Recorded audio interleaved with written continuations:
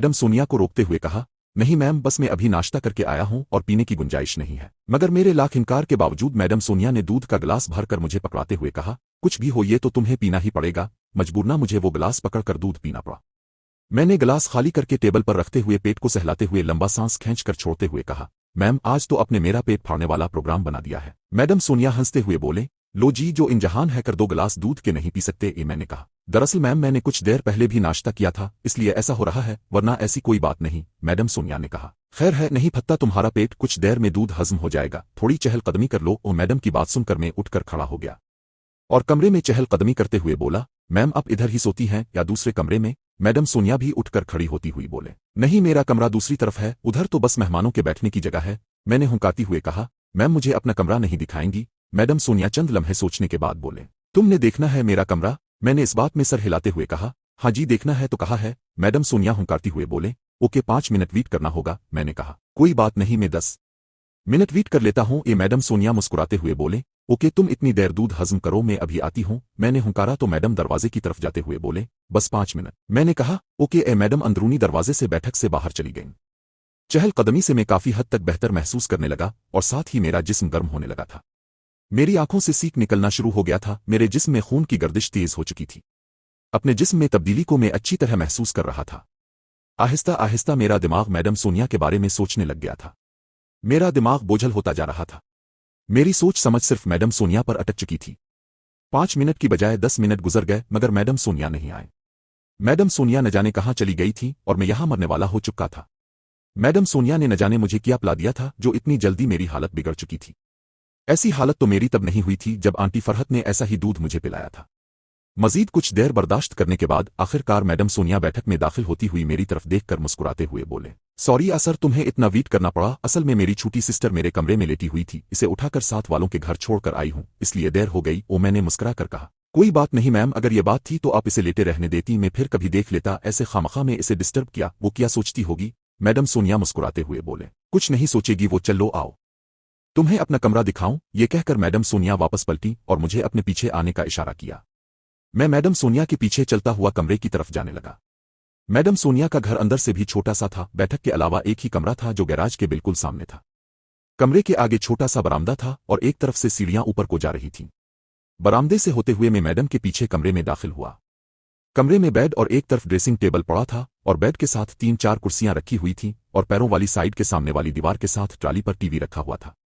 मैं कमरे का जायजा ले रहा था कि मैडम सोनिया की आवाज मेरे कानों में पड़ी, कैसा लगा मेरा गरीब खाना? मैंने चौंक कर मैडम सोनिया की तरफ देखते हुए कहा, बहुत खूबसूरत है, घर छोटा होने के बावजूद अपने बहुत ही खूबसूरती से सजाया है। मैडम सोनिया शुक्रिया अदा करते हुए बेड की तरफ इशारा करते हुए बोले, इधर बैठ जाओ असर। मगर अब मैडम को कौन समझाता कि इसने जो मेरे साथ दूध की करतूत घोली है वो मुझे बैठने देगी।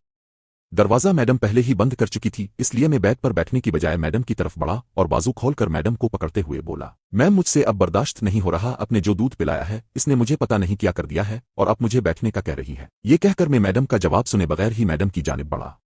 सोनिया बोली, 1 मिनट मैं तुम्हें अभी ठीक कर देती हूँ, और उठकर अलमारी के पास गई और एक तौलिया निकाल कर लाई और मेरे पास आकर बैठ गई।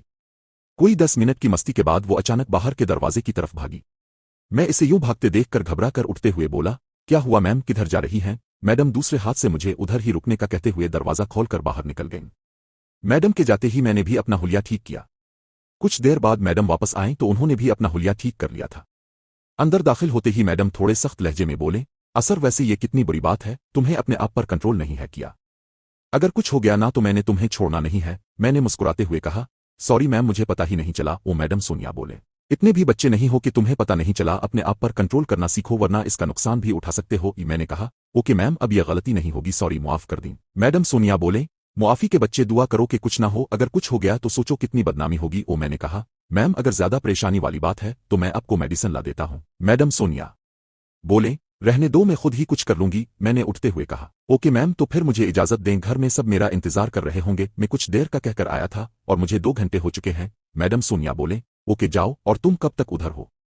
मैंने कहा, हो सकता है कल चला जाऊं या फिर परसों।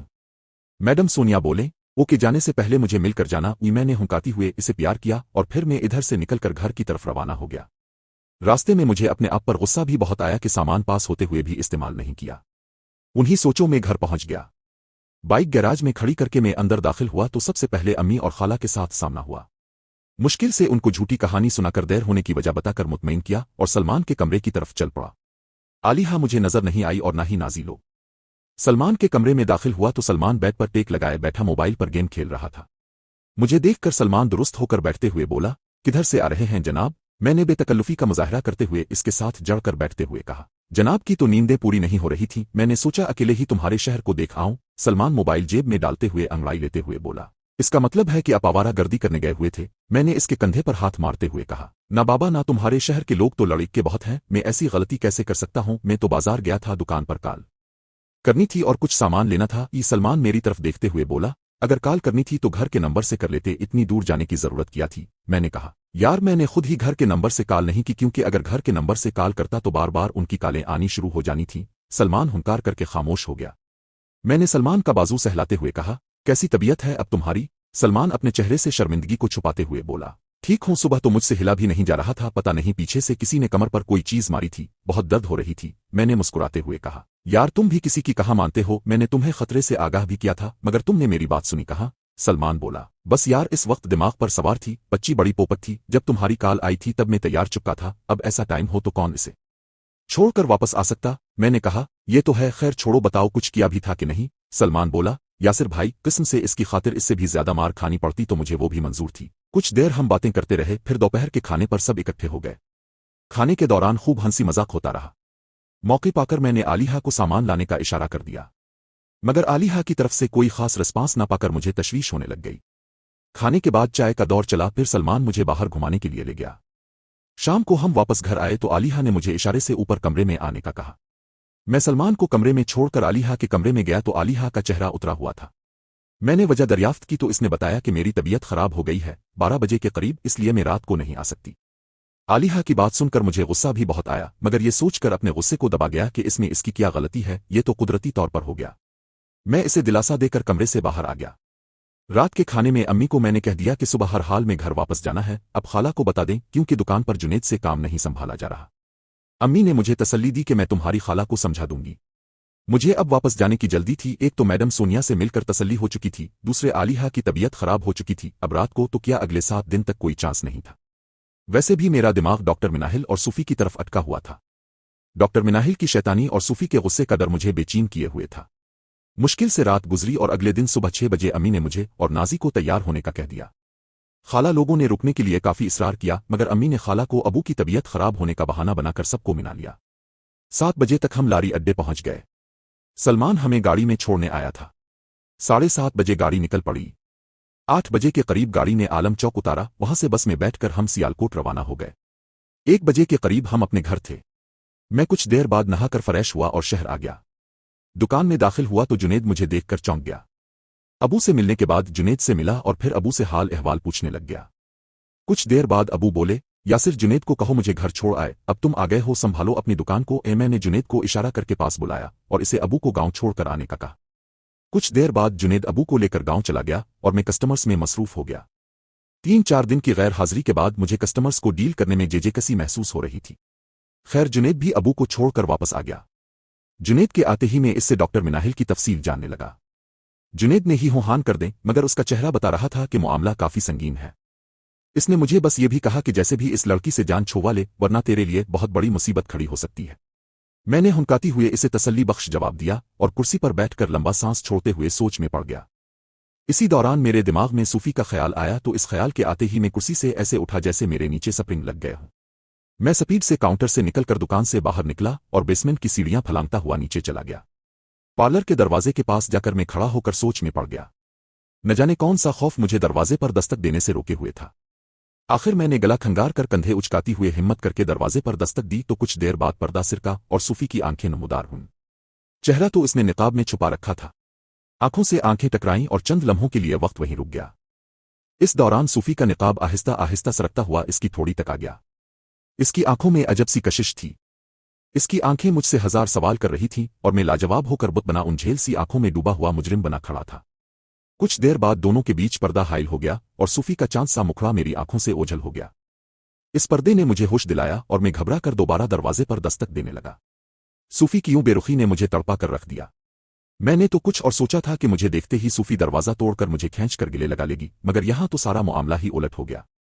सूफी का यूं पर्दे के पीछे गायब हो जाना मुझे बेचैन कर रहा था। मैंने 4-5 दफा दस्तक दी मगर ना तो दरवाजा खुला और ना ही अंदर से कोई पैगाम आया। मैं कुछ देर खड़े होकर शर्मिंदा होकर सीढ़ियों की जानिब मुड़ा और जैसे ही मेरी नजर सीढ़ियों पर पड़ी तो मेरे पैरों को जमीन ने जकड़ लिया। मेरा अव्वल बिल्कुल को आने लगा। मुझे लगा जैसे ऊपर वाली मंजिल मेरे ऊपर गिर गई हो और मलिया नीचे आकर मेरा दम घट गया हो, क्योंकि सीढ़ियां उतरते हुए कोई और नहीं था बल्कि डॉक्टर मिनाहिल थी। डॉक्टर मिनाहिल को देखकर हैरानगी और खौफ से मेरा बुरा हाल हो गया। मैं आंखें फाड़े इसे नीचे आता देखने लग गया। इसी दौरान मेरी छठी हिस्स ने मुझे झंझोड़ा के काका होश कर। इससे पहले कि डॉक्टर मिनाहिल नीचे पहुंच जाती मैं होश में आते ही इसकी तरफ दौड़ा।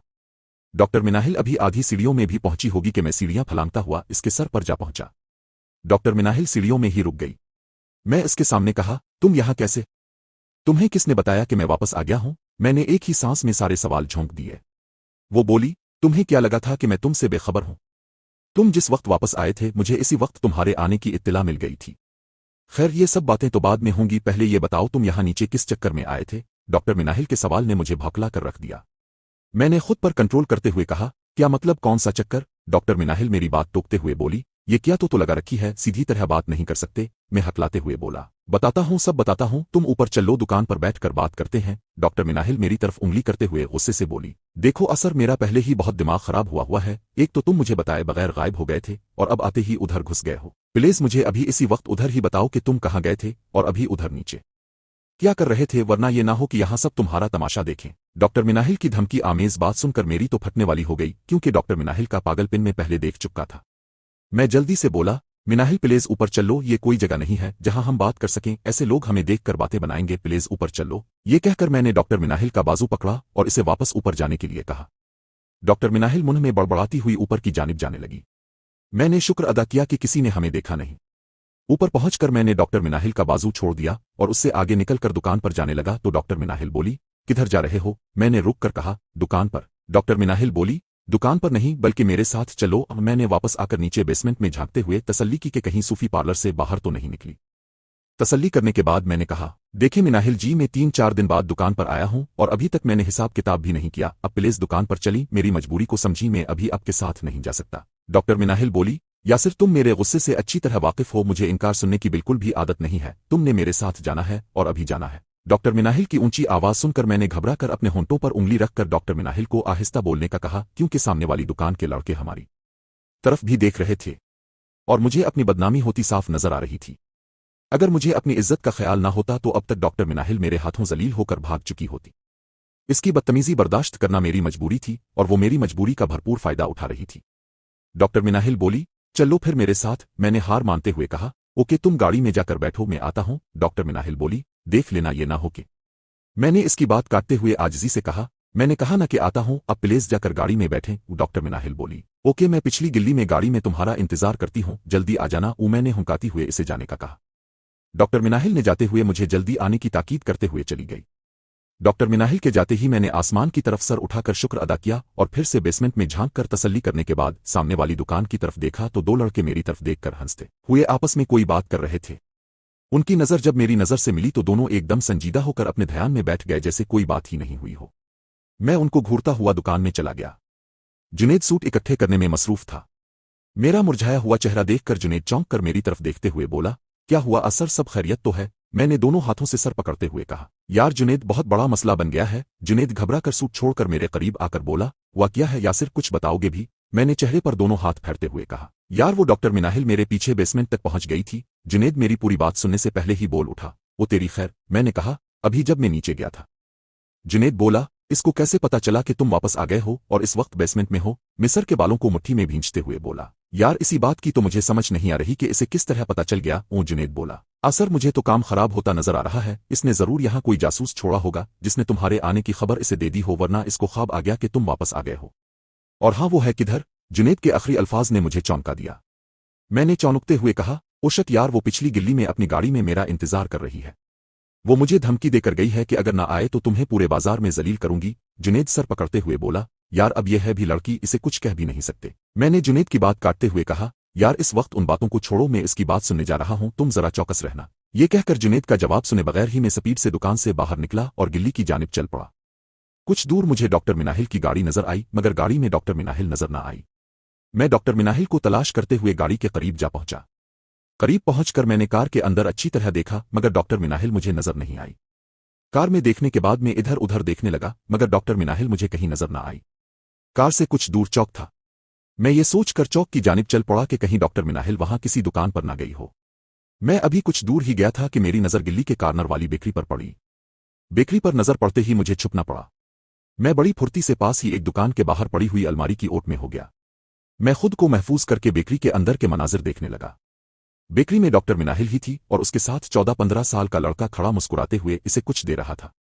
मैं इसे जान गया था क्योंकि वो लड़का मेरी दुकान से 2-3 दुकानें छोड़कर कॉमेटेक्स की दुकान पर काम करता था। इन दोनों की नजर अभी तक मुझ पर नहीं पड़ी थी। कुछ देर पहले अगर मिनाहिल अब वो लड़का बाहर की जानिब देखता होता तो शायद उनकी नजरों में मैं आ जाता, मगर अब मैं जिस जगह खड़ा था वो चाकर भी मुझे नहीं देख सकते थे, मगर मैं उनकी नक्लो हरकत को बआसानी देख सकता था। इन दोनों को इतने करीब देखकर मैं सारी कहानी समझ गया। मुझे 101% यकीन हो गया कि यही है जिसने मेरी मुखबरी की है। कुछ देर बाद डॉक्टर मिनाहिल ने अपना पर्स खोला और 1000 वाला नोट निकालकर लड़के को पकड़ाया और फिर उसके कंधे को थपथपाकर इसे जाने को कहा। लड़का पैसे पकड़कर जेब में डालकर खुशी खुशी बेकरी से बाहर निकला। इसे बाहर निकलता देखकर मैं मजीद मोहतात होकर अलमारी की ओट में हो गया। लड़के के जाने के बाद डॉक्टर मिनाहिल बेकरी से कुछ चीजें लेने में मसरूफ हो गई। मैं मौके पाकर अलमारी के पीछे से निकलकर गाड़ी की तरफ चल पड़ा। गाड़ी के पास पहुंचकर मैं अनजान बनकर उधर उधर देखने लगा जैसे मैं डॉक्टर मिनाहिल को तलाश कर रहा हूं। कुछ ही देर में मेरी नजर डॉक्टर मिनाहिल पर पड़ी जो बेकरी से निकलकर मेरी तरफ आ रही थी। इसने मुझे देख लिया था, मगर मैं अनजान बनकर उधर उधर देखने में मसरूफ हो गया। ऐसे ही डॉक्टर मिनाहिल कार के नजदीक पहुंची। मैंने चौंकने के अंदाज में डॉक्टर मिनाहिल की तरफ देखा और संजीदा अंदाज में बोला, मुझे बिलाकर खुद कहाँ गायब हो गई थी। डॉक्टर मिनाहिल ड्राइविंग सीट वाला दरवाजा खोलते हुए बोली, मैं बेकरी पर गई थी, तुमने भी तो आने में देर कर दी। मैं दूसरी जानिब का दरवाजा खोलकर अंदर बैठते हुए बोला, मैं तो कब से उधर खड़ा तुम्हारा इंतजार कर रहा था। डॉक्टर मिनाहिल गाड़ी से टॉट करते हुए हुंकार करके खामोश हो गई। इससे पहले कि डॉक्टर मिनाहिल गाड़ी का गियर लगाती, मैंने गियर पर रखे मिनाहिल का हाथ पकड़कर इसे गियर लगाने से रोकते हुए बोला, किधर जा रही हो? उधर ही बात कर लो, मैंने दुकान पर वापस जाना है। डॉक्टर मिनाहिल ने मेरी तरफ देखा और हुंकारा भरते हुए कहा, दुकान? और गियर लगाकर कार को बड़ी स्पीड से आगे बढ़ाते हुए बोली, दुकान की तब फिक्र नहीं थी जब 4 दिन से दुकान से गायब रहे। अब जो भी बात होगी मेरे घर पर होगी, चुप करके बैठे रहूं। डॉक्टर मिनाहिल के लहजे से मुझे गुस्सा तो बहुत चढ़ा कि साली ऐसे मुझ पर रोब झाड़ रही है जैसे मैं इसका गुलाम हूं या फिर ये मेरी बीवी है। डॉक्टर मिनाहिल की बात सुनकर मैंने कहा, देखो मिनाहिल, तुम्हें जो भी मुझसे मसला है प्लीज उधर ही बता दो, मुझे दुकान पर बहुत जरूरी काम है। डॉक्टर मिनाहिल मेरी तरफ देखकर फिर से इसी अंदाज में बोली, मुझे पता है जिस माँ के साथ तुम्हें काम है, शुक्र करो कि मैंने तुम्हें उधर कुछ कहा नहीं, वरना तुम्हें और तुम्हारी इस पार्लर वाली को ऐसा सबक सिखाती कि तुम सारी जिंदगी याद रखते कि किसको तुम धोखा दे रहे हो। डॉक्टर मिनाहिल की बात ने मुझे अंदर तक हिलाकर रख दिया। मैंने चौंक कर डॉक्टर मिनाहिल की तरफ देखा और साइड के बिल होकर पूरी तवज्जो से डॉक्टर मिनाहिल की जानिब देखते हुए बोला, क्या मतलब है तुम्हारा? कौन सी पार्लर वाली और तुम क्या कह रही हो? मैं समझा नहीं तुम्हारी बात। ओ डॉक्टर मिनाहिल गाड़ी चिल्लाते हुए लापरवाही से बोली, यासिर अभी तो मुझे शक था इसलिए मैंने वहां हंगामा खड़ा नहीं किया। जिस दिन मेरा शक यकीन में बदल गया इस दिन तुम्हारी इस पार्लर वाली की और तुम्हारी खैर नहीं है। मैंने अपनी घबराहट छुपाते हुए बोला, देखो मिनाहिल, मुझसे क्लियर कट बात करो कि तुम कहना क्या चाहती हो। डॉक्टर मिनाहिल ने गुस्से से मेरी तरफ देखा और मुझे घूरते हुए बोली, तुम कुछ देर खामोशी से नहीं बैठ सकते? कहा ना कि घर जाकर बात करते हैं, प्लीज खामोशी से बैठे रहो, मुझे गाड़ी ड्राइव करने दो। मैं डॉक्टर मिनाहिल को दिल ही दिल में गंदी गालियां देते हुए और अपनी किस्मत को कोसते हुए सर पकड़कर बैठ गया। मैं इस दिन को कोस रहा था जिस दिन मैं डॉक्टर मिनाहिल के घर खाना खाने आया था। ना मैं इस दिन आता और ना ही इसके इतना करीब होता और ना ही आज ये मेरे गिले का फंदा बनती। अभी तो इससे मुलाकात की नहीं तो ये हाल कर रही है, अगर मैं कुछ कर लेता तो फिर तो मैं सांस भी इसकी मर्जी के बगैर नहीं ले सकता था। मैं दिल ही दिल में डॉक्टर मिनाहिल और अपने आप को गालियां बकता जा रहा था कि डॉक्टर मिनाहिल ने एक कॉलोनी की तरफ कार मोड़ ली। डॉक्टर मिनाहिल के घर का मुझे अच्छी तरह पता था, इसलिए डॉक्टर मिनाहिल को अनजान रास्ते की तरफ जाते देखकर मैं चौंकते हुए बोला, ये किधर गाड़ी मोड़ ली, किधर जा रही हो? डॉक्टर मिनाहिल ने मेरी तरफ देखा और तंजिया मुस्कुराहट फेंकते हुए बोली, तुम्हें अगवा कर रही हूं बच्चों। डॉक्टर मिनाहिल की बात ने एक लम्हा के लिए तो मेरे शॉर्ट कर दिए, मगर दूसरे लम्हे मुझे मेरी मर्दांगी ने ललकारा तो मैं संजीदा अंदाज में बोला, देखो मिनाहिल, मैं मजाक के मॉड में नहीं हूं। डॉक्टर मिनाहिल मेरी बात काटते हुए बोली, तो मैं कब मजाक के मॉड में हूं? अभी देखना बच्चों तुम्हारे साथ क्या करती हूं। मैं डॉक्टर मिनाहिल का चेहरा पढ़ने की कोशिश कर रहा था कि साली मजाक कर रही है या सच में मुझे किसी मुसीबत का सामना करना पड़ सकता है। मैंने थोड़ा सख्त लहजा अपनाते हुए कहा, देखो मिनाहिल, हर बात की कोई हद होती है, तुम जो कर रही हो ठीक नहीं कर रही। कार की जोरदार ब्रेक लगने से मेरे अल्फाज जुबान पर ही अटक गए और अगर बरवक्त मेरा हाथ डैशबोर्ड पर ना जाता तो मेरा सर डैशबोर्ड पर लगना था। मैंने हाथ के जोर पर खुद को आगे जाने से रोक लिया। डॉक्टर मिनाहिल गाड़ी की जोरदार ब्रेक लगाते ही मेरी तरफ देखकर चीखते हुए बोली, कौन सी हद? किस बात की हुदूद? मुझे हद बताने से पहले अपने आप पर गौर किया है कि तुम किस हद तक मुझे टेंशन दे रहे हो? मगर तुम्हें क्या लगे किसी से तुमने कभी किसी से सच्चा प्यार किया हो तो तुम्हें अपनी लापरवाहियों का एहसास हो, मगर तुम तो बेहिस हो, तुम्हें तो बस अपनी जात के लिए जीना आता है। तुम किसी की फीलिंग्स को क्या जान सकते हो? मुझे हद बता रहे हो? डॉक्टर मिनाहिल का रंग सुर्ख टमाटर जैसा हो गया था।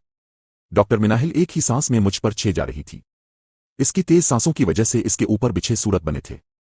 इसका ये रूप देखकर मैं मुंह खोले हक्का बका होकर इसे देखे जा रहा था। मेरे पास इसके सवालों का एक भी जवाब नहीं था। जवाब होता भी कैसे? मुझे कौन सी इसके साथ सच्ची मोहब्बत थी जो मैं इसको सफाइयां पेश करता? मुझे तो इसके जिस्म की भूख थी और इसी भूख ने मुझे बदहजमी करवा दी थी। मैं अब इसे क्या कहता? मुझे सोच में पड़ा देखकर डॉक्टर मिनाहिल मेरे बाजू को पकड़कर जोर जोर से हिलाते हुए बोली, अब गूंगे क्यों बन गए हो? बोलते क्यों नहीं हो? हाँ बोलोगे भी कैसे झूठे हो नालायक? ओ डॉक्टर मिनाहिल खुद ही मेरी सच्चाई बयान करते हुए मुझे घूरने लगी। मैं होश में आते ही बोला, देखो मिनाहिल, तुम जज्बाती होकर सोच रही हो, मुझे कुछ कहने का मौका तो दो। जरूरी तो नहीं कि जो तुम सोच रही हो वही सब सच हो। डॉक्टर मिनाहिल बोली, बताओ फिर सच क्या है? मैं गाड़ी से बाहर देखते हुए आते जाते लोगों की तरफ इशारा करते हुए बोला, यार ये कोई जगह है जहां बात कर सकूं? देखो लोग गुजरते हुए कैसे हमें देख रहे हैं। प्लीज गाड़ी घर की तरफ मोड़ दो, फिर किसी पार्क में बैठकर बात कर लेते हैं। डॉक्टर मिनाहिल गाड़ी का गियर लगाकर इसी कॉलोनी में गाड़ी ले जाते हुए बोली, तुम्हें मैं पार्कों में बैठने वाली लगती हूं। मैंने कहा, यार एक तो तुम मेरी हर बात का मतलब उलट ले लेती हो। मैंने ये तो नहीं कहा, मेरा कहने का मतलब था कि। डॉक्टर मिनाहिल मेरी तरफ देखकर होंठों पर उंगली रखकर शा करते हुए बोली। डॉक्टर मिनाहिल का ब्लड प्रेशर काफी हाई नजर आ रहा था, इसलिए मौके की नजाकत को देखकर मैं खामोशी इख्तियार कर गया और आने वाली नई मंजिल का इंतजार करने लगा। डॉक्टर मिनाहिल ने गाड़ी को मुख्तलिफ गलियों से ले जाते हुए एक गेट के सामने गाड़ी की ब्रेक लगा दी। मैं गाड़ी में बैठे ही बाहर से घर का जायजा लेने लगा। घर बाहर से काफी खूबसूरत लग रहा था। घर की हालत बता रही थी कि ये कुछ देर पहले बनाया गया है। 5 मरले का डबल स्टोरी कोठी नुमा घर था। डॉक्टर मिनाहिल ने आगे को झककर डैशबोर्ड खोला और इसमें से चाबी निकालकर मुझे पकड़ाते हुए बोली, असर ये चाबी पकड़ो और गेट खोलो, मैं गाड़ी अंदर करती हूँ। मैं चाबी पकड़ते हुए हैरानगी का इजहार करते हुए बोला, ये किसका घर है? डॉक्टर मिनाहिल बोली, उफ तौबा है, एक